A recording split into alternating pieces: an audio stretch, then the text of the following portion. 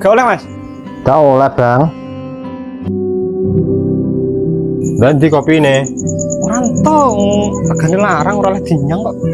Kon tuku kopi ngono wae ra iso. Hancane malah kok.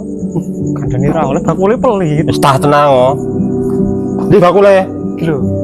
Wah, hanya lo dulu bakule ono. Lek kopi mungkin gone pira? 3.000. Weh, larang mentok ya.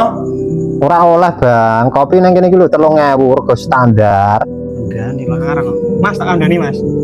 Aku iki wis suwe ning perantauan lho Mas. Aku 40 tahun merantau lho.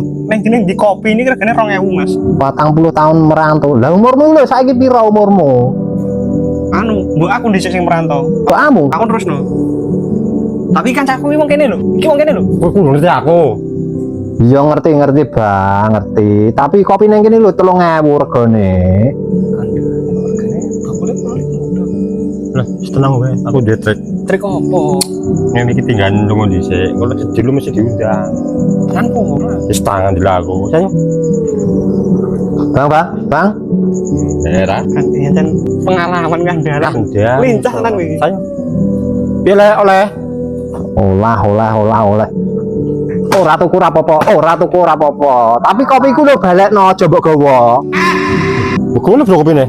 Gowo apa kurang gowo? Kowe itu sing gowo kok iso. Loh, alah. Ngene wae sik. Daganganmu ku lho, pirang tak tuku ne.